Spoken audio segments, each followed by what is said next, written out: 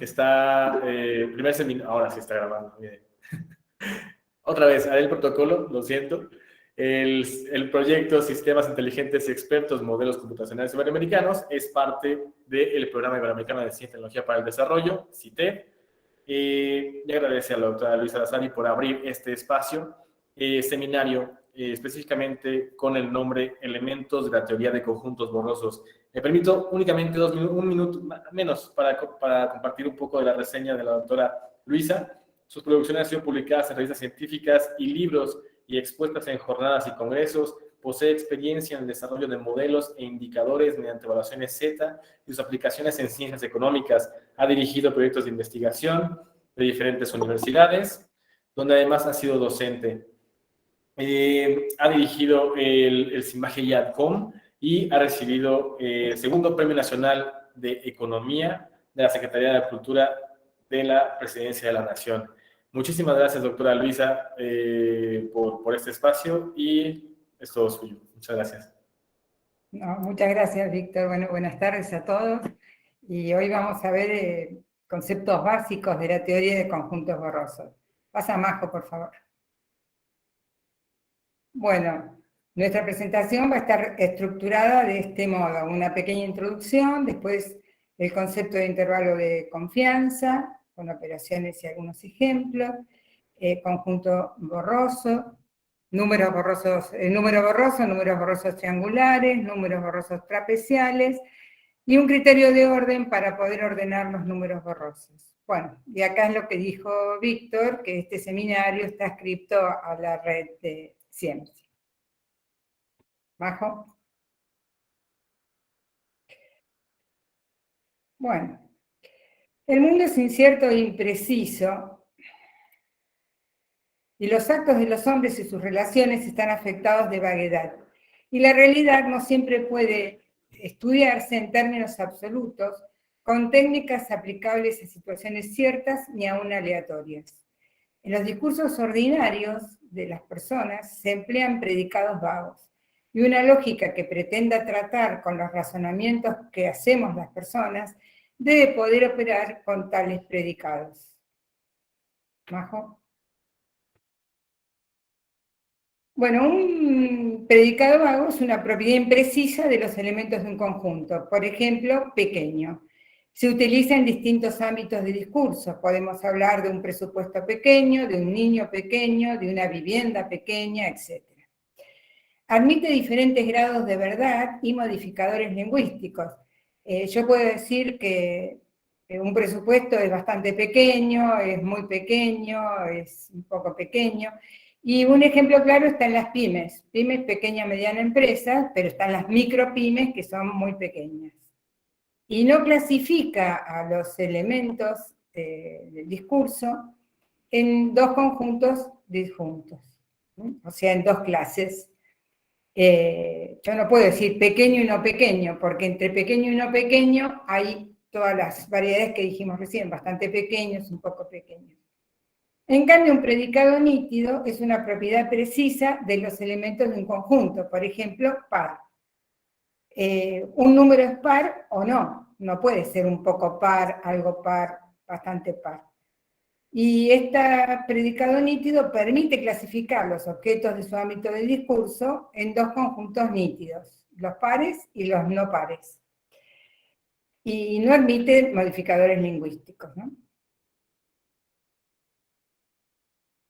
Bueno, vamos a empezar por repasar un poco los intervalos de confianza, que son una herramienta importante en el estudio de los números borrosos.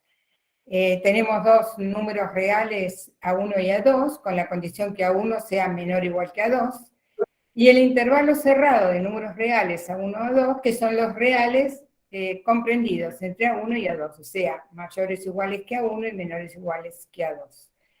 Cuando decimos que X pertenece al intervalo A1 a A2, el intervalo A de extremos A1 y A2, A1 el extremo inferior, A2 el extremo superior, es un intervalo referido al valor incierto X.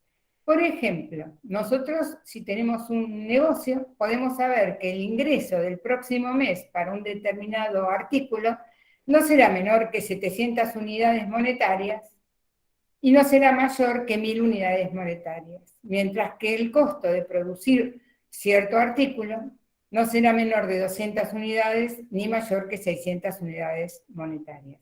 O sea, cuando la información disponible es solo el menor valor que puede tomar esa magnitud y el mayor, podemos usar los intervalos de confianza para representar esa incertidumbre. X será un elemento que pertenezca a alguno de estos intervalos considerados. ¿Majo?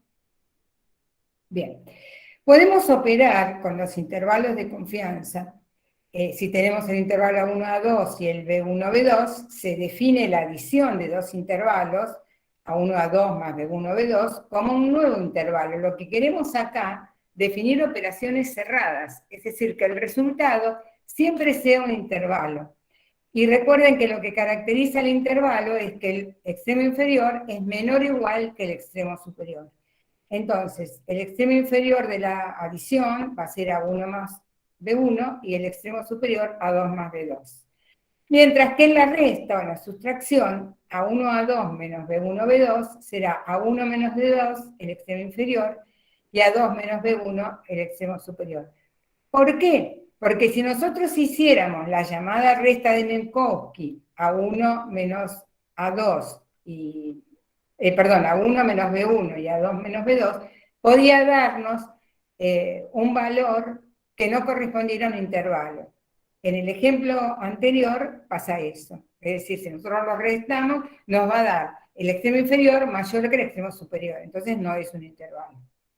Se define un pseudo opuesto, como el intervalo menos A2 menos A1.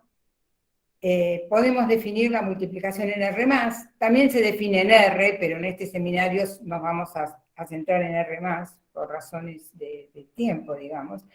El producto del intervalo A1, A2 por el B1, B2 será A1 por B1, A2 por B2. Y la división en R+, el intervalo A1, A2 dividido B1, B2 será el intervalo A1 sobre B2 y A2 sobre B1. De ese modo, lo mismo que con la división, nos aseguramos que el resultado es una ley interna, el resultado es un intervalo.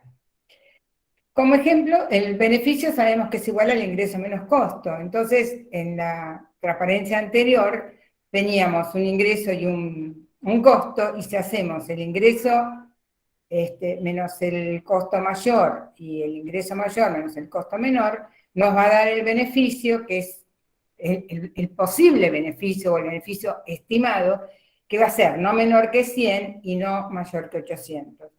Fíjense que 100 es lo peor que nos puede pasar. ¿Sí? A ver. Acá, 100 es lo peor que nos puede pasar. ¿Por qué? Porque tenemos el mínimo ingreso con el mayor costo, mientras que 800 es el beneficio mayor que podemos tener, que corresponde al máximo ingreso con el menor costo. Ahora sí, mejor. Bueno. En el año 1965 apareció un artículo del ingeniero Loftis A.D., que falleció ahora hace poquito, en el año 2017, un ingeniero eléctrico, doctorado en la Universidad de Columbia, que trabajaba en el Departamento de Ingeniería Eléctrica y en el Laboratorio de Investigación de Electrónica de la Universidad de California, en Berkeley, California. Un artículo llamado FACISET es conjunto borroso en inglés, que amplió la teoría clásica de conjuntos para poder operar con clases definidas por predicados vagos, porque como dijimos antes, en realidad nosotros en los discursos cotidianos usamos predicados vagos. Generalizó el concepto de pertenencia a un conjunto, o sea, antes existía pertenece, no pertenece, a una pertenencia graduada. La teoría de conjuntos borrosos permite representar y gestionar el razonamiento con predicados vagos y contiene como caso particular el cálculo con predicados nítidos, los que definen conjuntos clásicos. La nitidez o la precisión aparecen como caso límite de la vaguedad o de la imprecisión. ¿Majo? Bien. Lo primero que vamos a mostrar es un cambio de notación en la teoría de conjuntos clásicos. Conjunto nítido, conjunto clásico, crisp en inglés. Tenemos un conjunto referencial, conjuntos nítidos, ¿no? Y a un subconjunto del mismo. Si X pertenece a A, vamos a usar la función de pertenencia mu sub A, y mu sub A para el elemento X será 1, si el elemento X pertenece al conjunto A, y si el elemento X no pertenece al conjunto A, mu sub A de X será 0. Es decir, que definimos a un conjunto como una función mu sub A de E, del conjunto referencial, en el conjunto binario que tiene por elementos A0 y A1. Como ejemplo, fíjense que el conjunto universal o referencial ahora lo puedo expresar como un conjunto de pares ordenados, donde el primer elemento es un elemento del conjunto y el segundo es el 1, porque es la pertenencia. Y un subconjunto de E, por ejemplo, el subconjunto A que tiene por elementos B, D y E, lo podemos representar con los pares ordenados A0, porque A no pertenece al conjunto A, B1, porque B sí pertenece al conjunto A, C0, porque C no pertenece al conjunto A, D1, porque 1 sí pertenece, y lo mismo con el elemento E. Y fíjense que hay una notación para el conjunto vacío. Cada par ordenado de elementos con la segunda componente 0, porque el conjunto vacío, decimos, no tiene elementos. ¿Majo? Bueno. ¿Cómo ampliamos esa teoría de conjuntos? Tenemos el universo continuo discreto E y un subconjunto borroso A, ¿qué será? Será una función de este universo, pero en el intervalo cerrado 0, 1. Y mu sub A de X es el grado o nivel de pertenencia del elemento X al subconjunto borroso A. Hablaremos indistintamente de subconjunto borroso o de conjunto borroso, ¿sí? Porque es lo mismo. Bueno, yo he puesto acá como ejemplo un conjunto de inversiones altamente redituables. En un conjunto de inversiones, ¿cuáles son las altamente redituables? Pueden ser bastante redituables, un poco redituables. Lo mismo en el conjunto, un cierto conjunto de películas, pongamos del año pasado, las películas muy exitosas son un conjunto borroso. Acá tenemos dibujada la función de pertenencia de un subconjunto borroso. Y acá hay un ejemplo de un subconjunto borroso discreto. El referencial tiene por elementos A, B, C, D y E. Y el subconjunto borroso A tiene el elemento A que pertenece con grado 0,6, el elemento B con grado 0,9, el elemento C como no pertenece con grado 0, es decir, puedo decir que A pertenece más o menos, B pertenece en alto grado, C en grado 0, D pertenece absolutamente en grado 1 y E pertenece en grado 0,3. O sea, pertenece muy poco. Pero fíjense cómo hemos graduado la pertenencia de ser un elemento pertenece o no pertenece al conjunto a decir que pertenece en un grado. ¿Majo? Bueno. Los conjuntos nítidos pueden expresarse como un caso particular de subconjuntos borrosos. Por ejemplo, el número real A, su función de pertenencia para todo elemento X que pertenece a los reales será 1 si X es igual a A, y 0 en todo otro caso. Y un intervalo cerrado de números reales AB también puede expresarse como un conjunto borroso, donde la función de pertenencia será 1 si X pertenece al intervalo cerrado AB, y será 0 en todo otro caso. ¿Qué ventaja tiene esto? Que yo puedo trabajar con información cierta, información borrosa, información dada por un intervalo de confianza, como si fueran conjuntos borrosos. Y después vamos a ver como números borrosos. Y esa es una gran ventaja, porque no pierdo información, porque generalmente se pierde información. De este modo no pierdo información porque toda la información puede ser expresada como conjunto borroso. Bueno, Majo. Bueno, vamos a definir alfa-corte o conjunto de nivel alfa. Tenemos un subconjunto borroso A del universal E. Puede ser continuo o discreto el referencial. Y el alfa corte, o conjunto de nivel alfa, es un conjunto nítido, no es borroso, que lo vamos a denotar como A sub alfa, y está formado por los elementos del referencial, donde la función de pertenencia de esos elementos es mayor o igual que alfa. Esto para todo alfa del intervalo abierto en 0 y cerrado en 1. Si alfa es 0, esta es una definición topológica, el alfa corte es la clausura de la unión de los A sub alfa. Porque si ustedes esta definición la extienden a 0, van a ver que no da lo que tiene que dar. Bueno, acá tenemos el gráfico de la función de pertenencia de un conjunto borroso. Ahora un conjunto borroso es una función. Fíjense que a nivel 0 el alfa corte sería AB, este intervalo AB. Y a nivel alfa, que está marcado en la figura, sería este intervalo unión este otro intervalo. Porque son los cortes, son los que tienen función de pertenencia mayor o igual que alfa. Recordemos que si unimos dos intervalos, no son un intervalo. Esto sería el A sub alfa en la unión de dos intervalos, pero no es un intervalo de números reales. Acá tenemos un ejemplo discreto. Nuestro conjunto referencial tiene por elementos A, B, C, D, E. No sé qué es esa que aparece. Majo, ¿vos tenés la flechita? Estoy marcando cuando decís acá aparece. Ah, porque no, claro, porque yo lo estoy marcando, pero yo no lo veo. Claro, te estoy marcando lo que vos vas diciendo. Está bien, perfecto, gracias.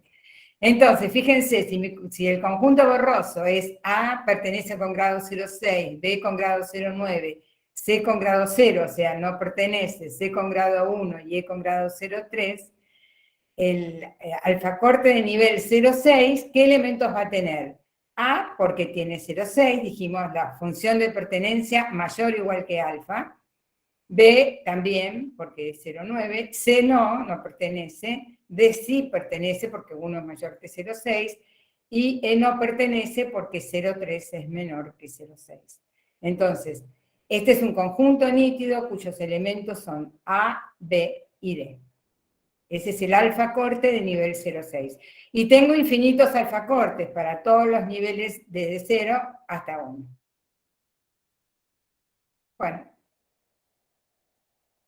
Bueno, con los conjuntos borrosos podemos definir las mismas operaciones que con los conjuntos nítidos. Vamos a ver cómo generalizamos las operaciones básicas. Si tenemos dos subconjuntos borrosos A y B, incluidos por supuesto en un mismo referencial E, vamos a definir la unión por su función de pertenencia.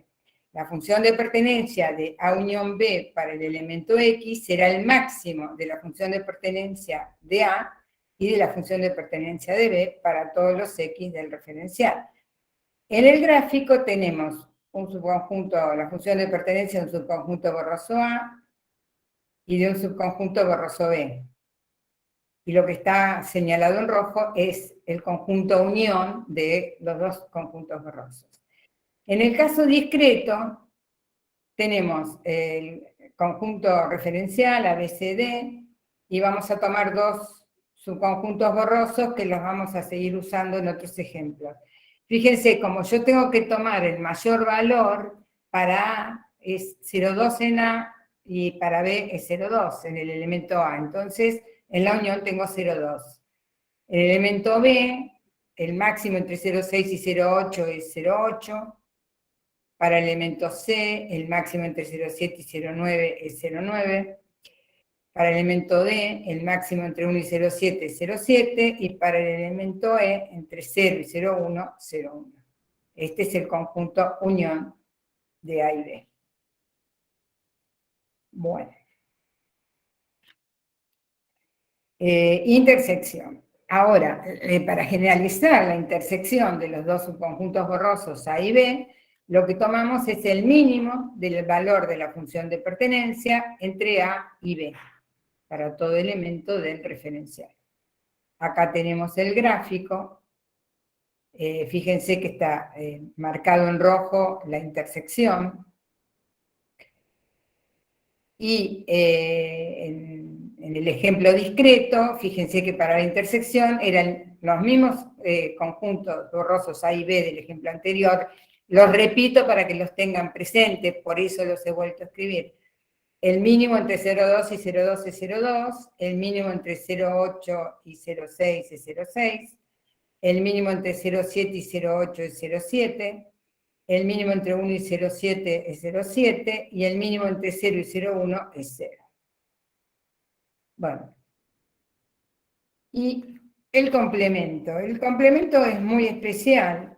Fíjense cómo está definido. El valor de la función de pertenencia para un elemento X del subconjunto, del complemento del subconjunto borroso A es 1 menos el valor de la función de pertenencia de A.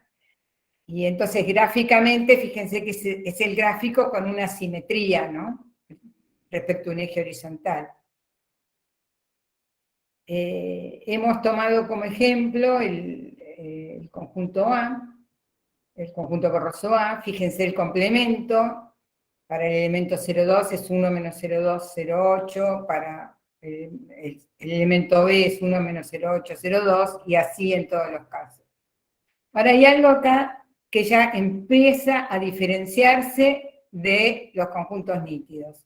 Si hacemos la unión entre un conjunto nítido y su complemento, el resultado siempre da el conjunto universal.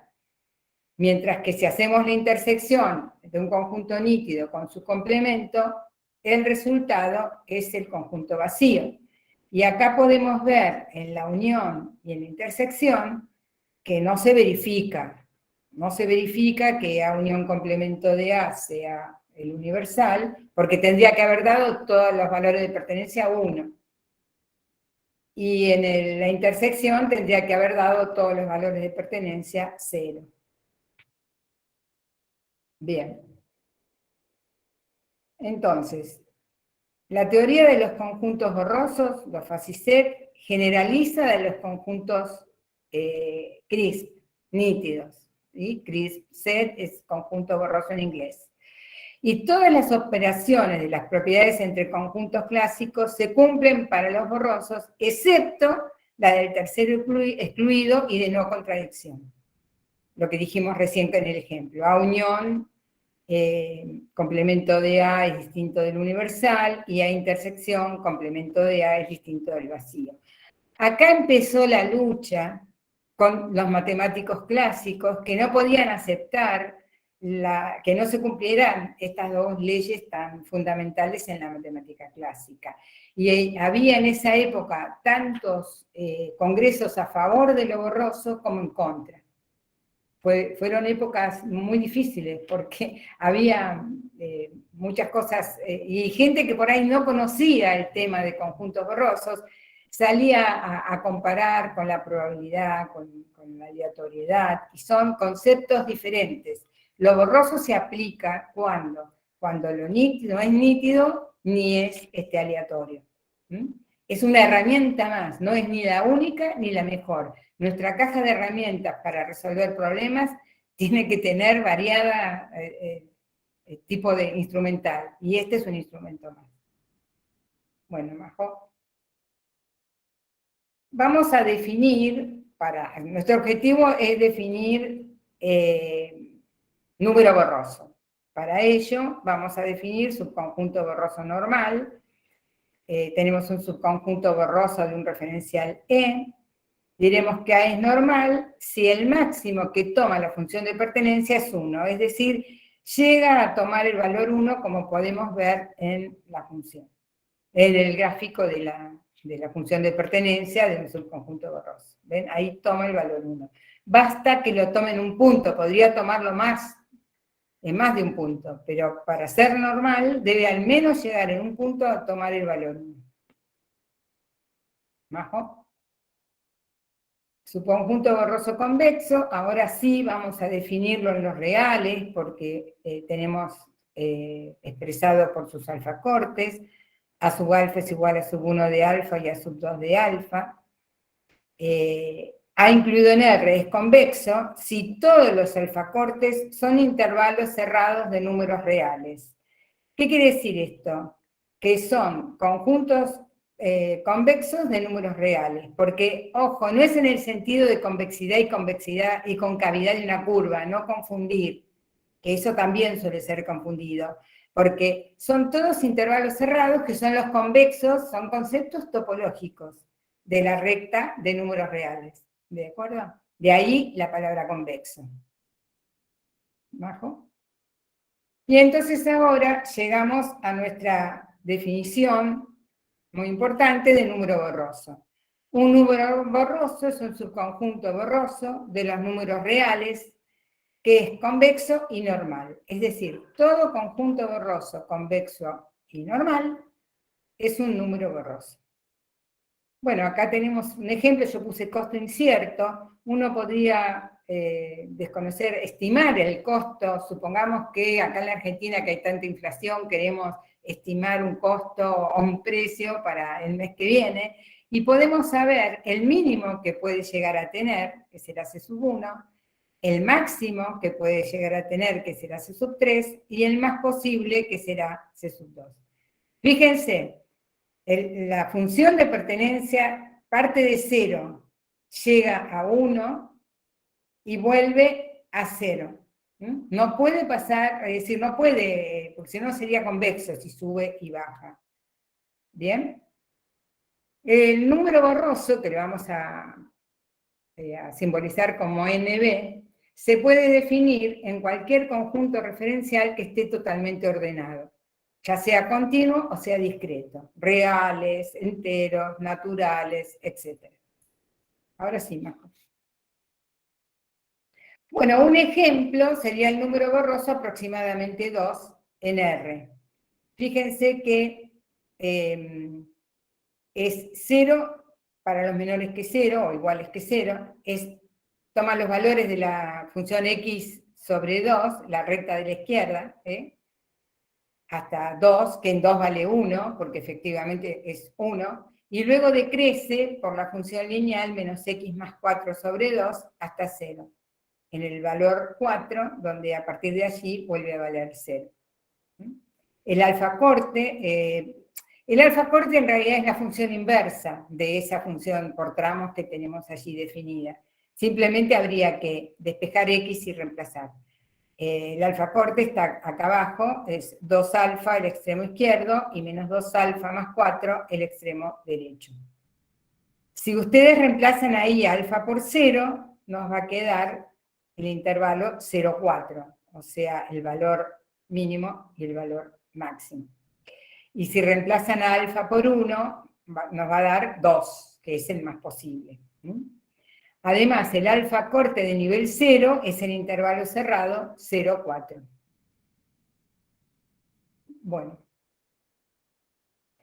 Otro ejemplo que nosotros hemos desarrollado con asesoramiento de un médico es la presión arterial sistólica que llamamos saludable. ¿Por qué? Porque normalmente uno dice por debajo de 13 o 14 está bien y por arriba no, pero hay grados. Entonces fíjense cómo está definida por debajo de 60, porque también la presión muy baja tampoco es buena.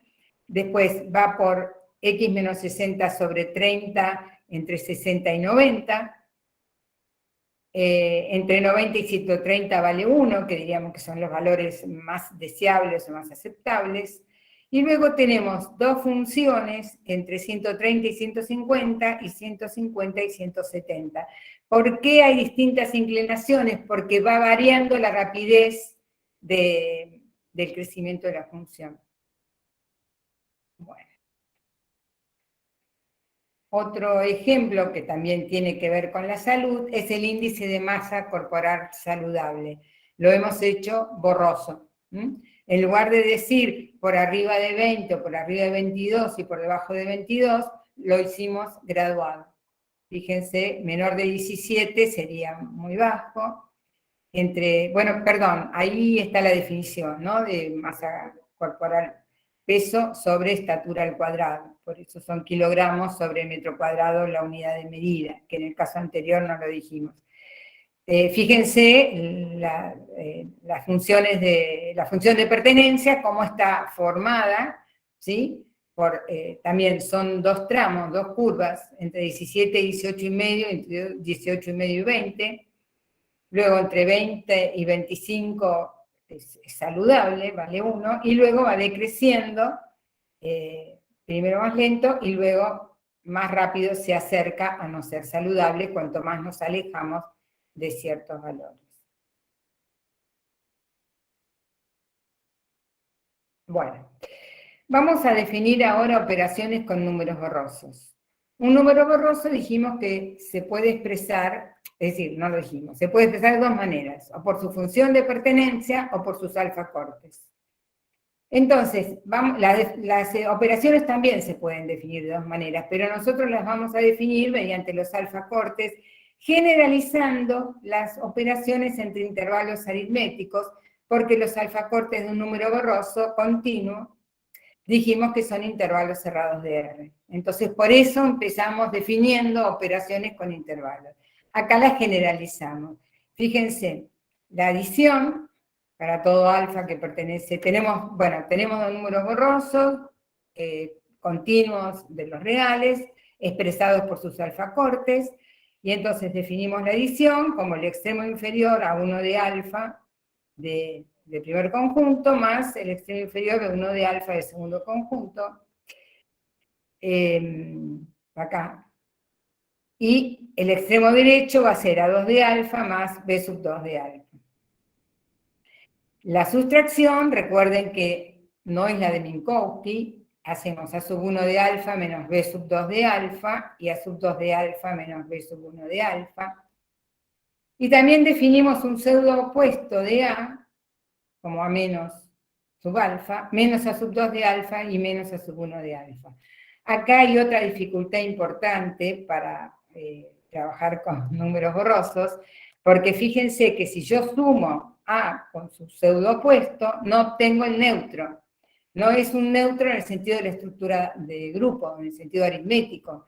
Y esta es una gran dificultad para resolver ecuaciones con coeficientes borrosos.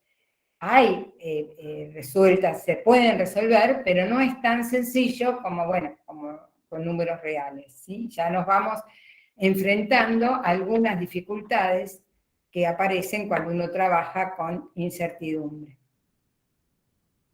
¿Majo? Bueno, ahora vamos a definir multiplicación en R+. También se puede definir en R, pero lo hemos simplificado. Será A1 de alfa por B1 de alfa, son los mismos números del caso anterior, y A2 de alfa por B2 de alfa, para todo alfa del intervalo 0, 1 cerrado. Si queremos multiplicar por un número real K positivo, K por A sub alfa será K por A1 de alfa y K por A sub 2 de alfa. Si el número es negativo, se cambian los extremos, porque estamos multiplicando por un negativo. Ahí está definido, si a alguien le interesa, le puedo pasar bibliografía o algo donde está esto más detallado. La división en R+, está definida como A sub 1 de alfa sobre B sub 2 de alfa y A sub 2 de alfa sobre B sub 1 de alfa, para todo alfa del intervalo 0, 1. Bien.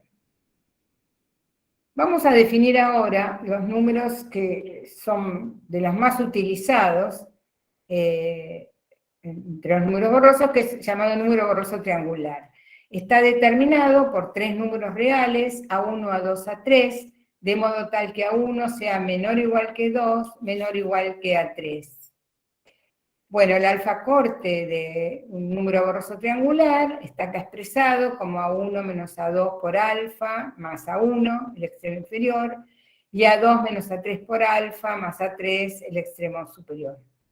Y también tenemos la función de pertenencia. Esto es muy fácil de obtener porque la característica de estos números son que las funciones de pertenencia, o la función de pertenencia, son funciones lineales, la izquierda y la derecha.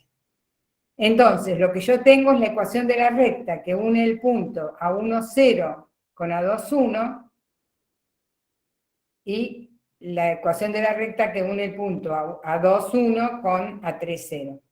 Bien, esa es la función de pertenencia. ya sea expresada por X o por alfa. Bueno, un ejemplo podría ser un ingreso, donde se conocen 3 valores únicamente, no menor que 700, un ingreso estimado para un periodo de tiempo futuro, no para el presente, pues ya lo conocemos.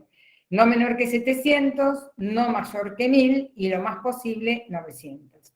Si esta es toda la información disponible, el número borroso triangular es una buena herramienta para representarlo.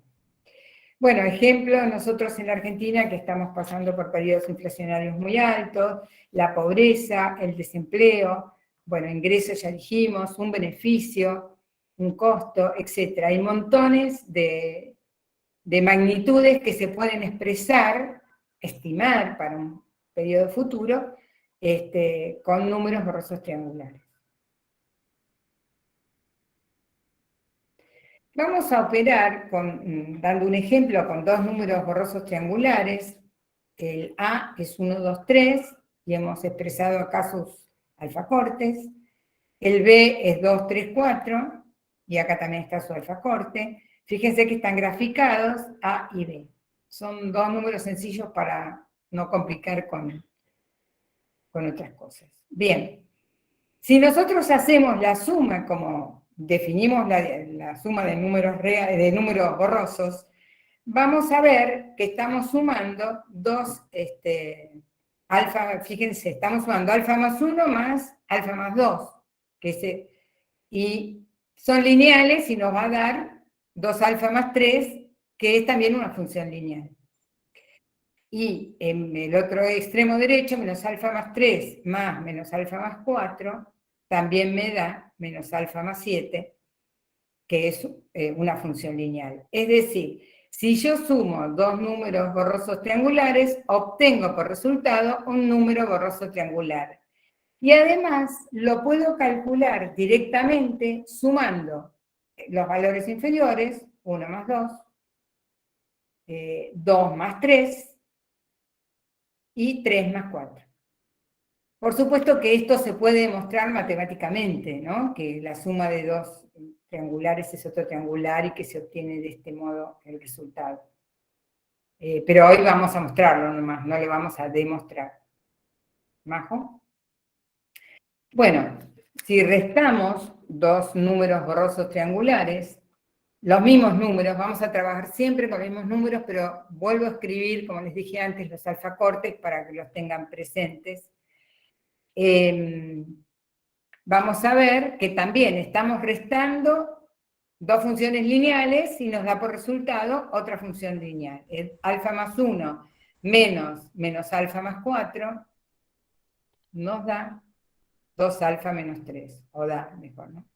Y ahora menos alfa más 3 menos alfa más 2 da menos 2 alfa más 1.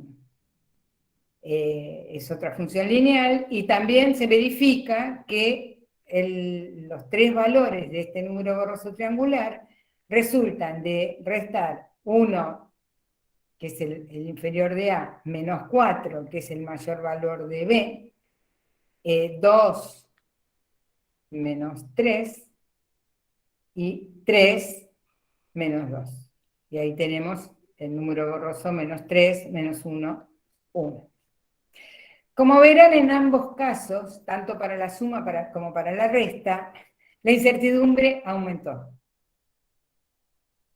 La incertidumbre se puede aceptar, se puede estimar, pero no se puede quitar. Con ninguna operación vamos a poder tener menos incertidumbre.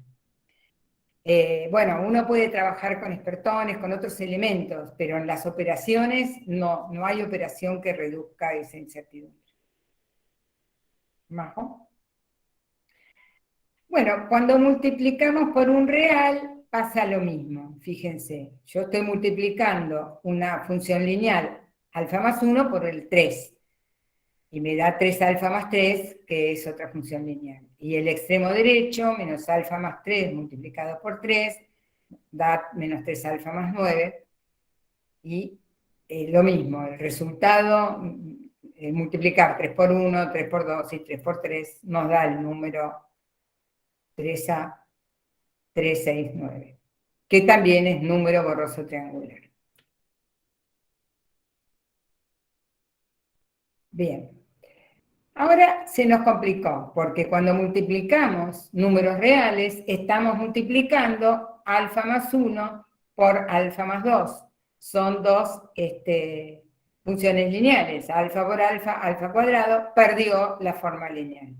Es decir, y esto es muy importante, que la multiplicación de dos triangulares no da un número borroso triangular.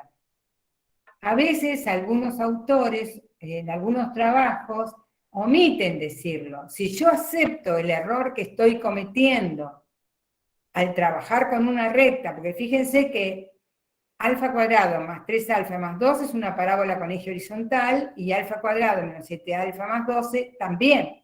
Yo estoy tomando la parte entre 0 y 1 para los valores de alfa, digamos, del DGI sería en el caso que uno graficara. Pero ojo, porque ya no es un número borroso triangular. Estoy cometiendo un error que puedo aceptarlo, pero tengo que decirlo. Tengo que asumir el error y, si es posible, acotarlo, es decir, saber qué error estoy cometiendo. Y lo mismo ocurre con la división, que vamos a ver ahora. Acá son hipérbolas, porque tengo alfa más 1 sobre menos alfa más 4, y menos alfa más 3 sobre alfa más 2. ¿Mm? El gráfico de la rama izquierda no está demasiado bien, porque lo que pasa es que son valores muy pequeños tomando la unidad, entonces no salió súper, pero bueno, el asunto es ver que no son funciones lineales, no son números borrosos triangulares. El resultado de dividir dos números borrosos triangulares no es un número borroso triangular. ¿Bien? Esto está definido también en R+, porque habría que ver en R en qué se trabaja de otra manera. Hay que ampliar más, hay que generalizar más, pero se puede hacer. ¿Sí? Bueno, Majo. Entonces, resumimos. Si tenemos dos números borrosos triangulares, A1, A2, A3 y B1, B2, B3, la adición se puede expresar como A1 más B1, A2 más B2, A3 más B3. La sustracción como A1 menos B3, A2 menos B2 y A3 menos B1. La multiplicación por un real positivo, K por A1, K por A2, K por A3. La multiplicación en R+, A1 de alfa por B1 de alfa y A2 de alfa por B2 de alfa, no es triangular. Y la división en R+, como A1 de alfa sobre B2 de alfa y A2 de alfa sobre B1 de alfa. Tenemos un pseudo opuesto de A que se puede definir como menos A3, menos A2, menos A1, y como estarán pensando, no es un opuesto para la adición, o sea, tampoco tenemos opuesto ni inverso multiplicativo, ni opuesto aditivo ni inverso multiplicativo. Y esto, vuelvo a decirles, dificulta resolver ecuaciones con coeficientes borrosos. Se las puede resolver, pero no es un tema sencillo. Bueno, acá tenemos un ejemplo, que sobre todo para que les quede a ustedes, cómo podemos operar. Otra vez tomamos el ingreso y el beneficio y el costo, porque es algo muy sencillo. Tenemos el ingreso por el artículo 1, no menor que 300, no mayor que 500 y lo más posible 400. El ingreso por el artículo 2, no menor a 400, no mayor que 500 y lo más posible 500.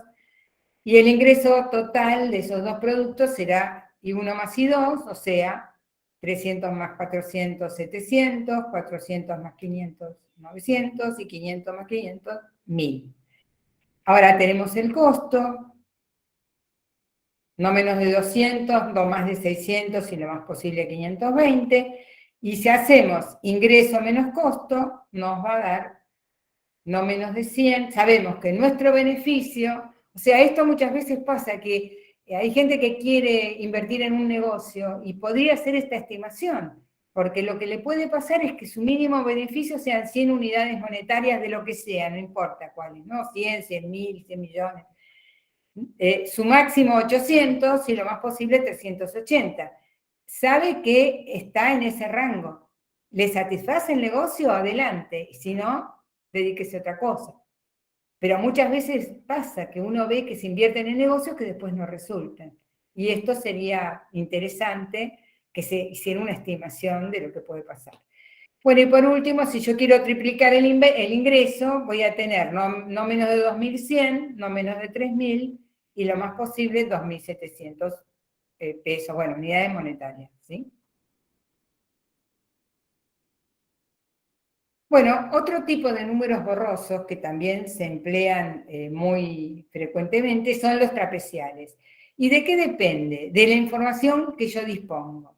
En este caso, la información disponible es los valores A1, A2, A3, A4, donde A1 es menor o igual que A2, menor o igual que A3, menor o igual que A4.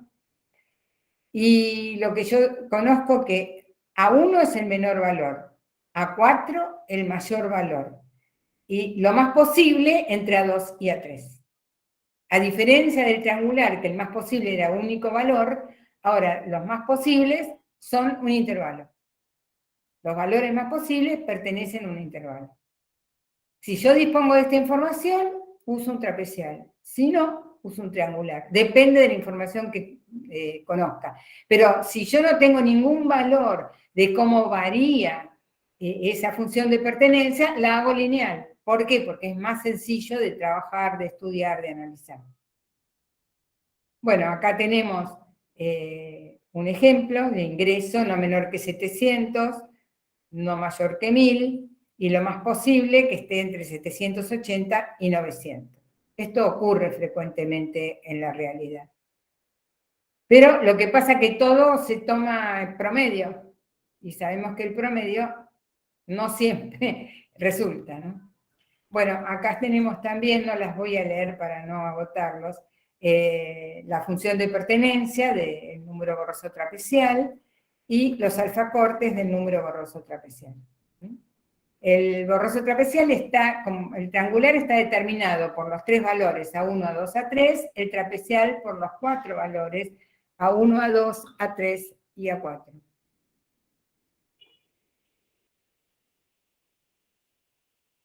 Bueno, se puede demostrar que la adición de números borrosos trapeciales es otro número borroso trapecial, A1 más B1, A2 más B2, A3 más B3 y A4 más B4, que la sustracción de dos números borrosos trapeciales es otro número borroso trapecial, A1 menos B4, A2 menos B3, A3 menos B2 y A4 menos B1, que la multiplicación por un real positivo es igual a K por A1, K por A2, K por A3 y K por A4, si yo multipliqué K por el número borroso A. Hay un pseudo opuesto, cuando no, a menos, que será menos A4, menos A3, menos A2, menos A1. Y otra vez tomamos el ejemplo del beneficio, ingreso menos costo. Este es el ingreso del ejemplo anterior, hemos puesto un costo y hacemos 700 menos 600, 780 menos 520, 900 menos 360 y 1.000 menos 200. Entonces, nuestro beneficio no será inferior a 100 unidades monetarias, no superará las 800 unidades, y lo más posible es que esté entre 260 y 540 unidades. Bueno, la multiplicación, lo mismo que pasa con los números borrosos triangulares. La multiplicación no es un número borroso trapecial, y la división la estamos definiendo en R+, pero en R ocurre lo mismo, no es un número borroso trapecial. Porque vamos a estar multiplicando funciones lineales y nos va a dar una cuadrática, ¿sí? O una irracional, depende de cuál consideremos. Bueno, por último, no, está bien, pasa. Por último, vamos a hablar de un criterio para ordenar números borrosos. ¿Por qué? Porque en todo problema, o en general, en la mayoría de los problemas donde se emplean cantidades borrosas, es necesario ordenarlas en algún momento del proceso. Y el orden lineal de los números reales no se puede extender a los números borrosos. Pero es posible definir criterios para obtener un orden lineal en el conjunto de los números borrosos reales. Hay montones de criterios, ninguno es perfecto. Hay autores que han hecho un análisis de 20 propiedades deseables. Y bueno, yo, analizando todo eso, seleccioné hace años que trabajamos con Majo y con la gente de mi equipo, con el criterio propuesto por Jaeger en 1981. Si tenemos un número borroso dado por sus alfacortes a 1 de alfa, a 2 de alfa, el índice para A es un medio de la integral entre 0 y 1 de A sub 1 de alfa más A sub 2 de alfa diferencial alfa. Y en el caso particular que sea un número borroso triangular ABC, bueno, el criterio se simplifica y es 1/4 de A más 2B más C, resolviendo esa integral, ¿no? Resulta esto. Entonces vamos a ver un ejemplo. Fíjense, queremos alquilar un departamento y seleccionamos 3 propiedades cuyos costos incluyen alquiler, impuestos y expensas. Y se estiman estos valores mediante los números borrosos triangulares siguientes. Para el departamento 1, una vivienda, no sé, por ahí ustedes le dicen apartamento, piso en España, bueno, se entiende, creo. Para el primero, no menos de 400, no más de 900 y lo más posible 700. Para el segundo, no menos de 500, no más de 1000 y lo más posible 600. Y para el tercero, no menos de 500, no menos de 800, no menos de 900 y lo más posible 800. Queremos saber cuál es el menor presupuesto. Entonces vamos a aplicar el criterio de Jaeger. O sea, 1/4 de A más 2B, lo hicimos para el número 1, más C. Y para el presupuesto 1 nos da 675. Para el presupuesto 2 nos da 675 también. Y para el presupuesto 3, 750. ¿Qué quiero mostrarles acá? Este criterio tiene todas las propiedades, pero no discrimina, porque hay 2 presupuestos distintos con el mismo valor. Si pueden ustedes, grafiquen estos 3 números y van a ver en qué se diferencian, que son lo que compensa de un lado, lo que falta de un lado se compensa del otro. Entonces, ¿qué hay que hacer para decidir? ¿Y quién va a decidir esto? Un ser humano, una persona, un individuo. Ese individuo, ¿qué va a tener que introducir? Una variable más, que será el que me quede más cerca, o el que me gustó más, o en fin, el que ya está pintado y no tengo que pintarlo, etc. Se introducirá otra variable para decidir cuál de los dos elegir. En algunos casos se aplica otro criterio de orden, cuando hay empate, digamos. Pero en general son casos muy especiales que tiene que estar la decisión de aquella persona que toma la decisión. Bueno, valga la redundancia. Bueno, ahora bien, si ustedes después de escuchar esto piensan que no sirve o que no hace falta, hay que rezar la plegaria que escribió Enric Trillas: Señor, haz que el mundo sea lineal, estable y gaussiano. Esto está en el libro La inteligencia artificial del año 1998 de Enric Trillas. Y realmente el mundo no es ni lineal, ni estable, ni gaussiano. Pero bueno, con mucho humor, Enric Trillas lo planteaba de este modo, si uno todavía piensa que alcanza con lo nítido, ¿no? O con lo aleatorio. Bien. Tenemos bibliografía, pero bueno, eso queda para ustedes. Pasada a otra, hay otra. Bueno, hay muchas más. Y termino con una frase del doctor Jaime Gilaluja, que dice que frente a un mundo de inestabilidad e incertidumbres, ya no tiene cabida la rígida especialización, sino el fenómeno de la imaginación creadora de espíritus flexibles y adaptativos. Bueno, muchas gracias, y si tienen alguna pregunta, pueden hacerla. Genial. Muchísimas gracias, doctora Luisa. Muy, muy interesante la presentación del seminario en general. Abrimos a preguntas y respuestas por parte de los asistentes. Quien guste levantar la mano.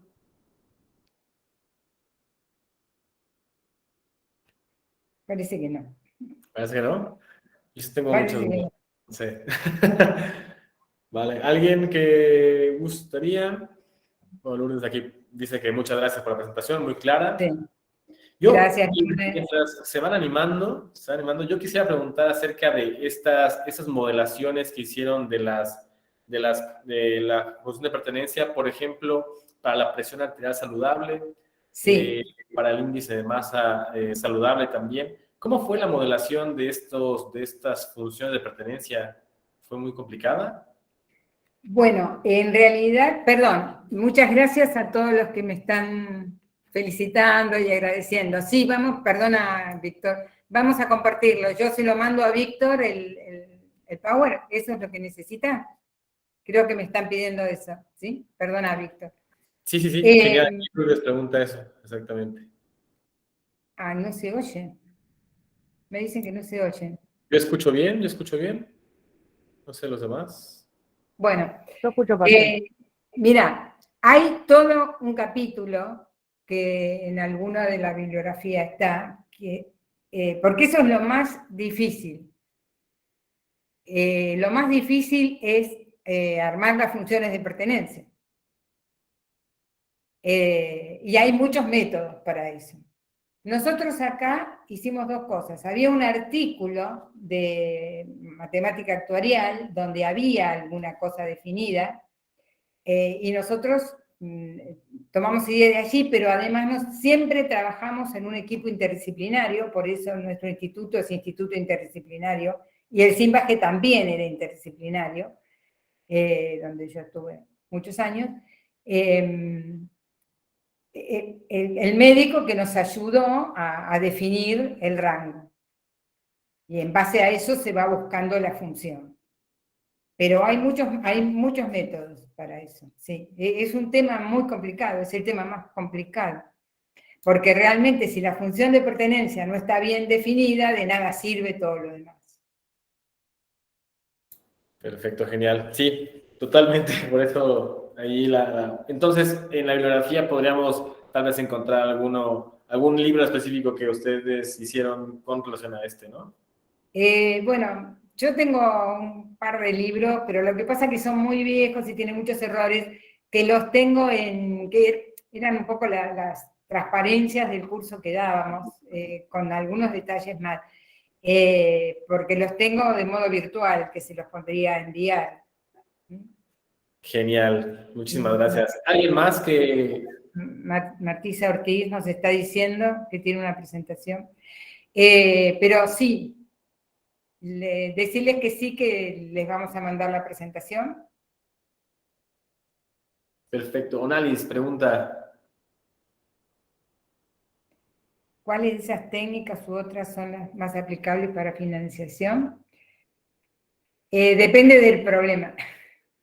Depende del problema, porque justamente lo que tiene lo borroso, que es específico para cada problema. No hay una cosa general para una determinada rama.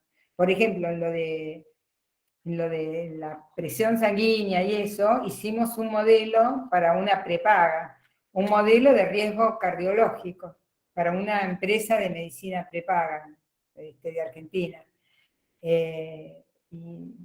En fin, depende de cada caso en particular. No es que, porque por eso mismo se define la función de pertenencia en cada caso, hay que analizar el problema y ver cuál es la técnica más adecuada, pero para un tema o algo concreto, un problema concreto.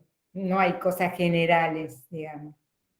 Pero en general uno podría expresar, es decir, hay cosas hechas en los libros de Gilaluja, en los primeros libros que él escribió con Arnold Kaufman, muy interesantes que pueden serles de utilidad. Sí, algunos están en la bibliografía. Genial, perfecto. ¿Alguien más? ¿Alguien más que tenga una pregunta, comentario? ¿No? Excelente presentación. Bueno, también agradecer a María José, ¿no? Que estuvo ahí Sí. con la...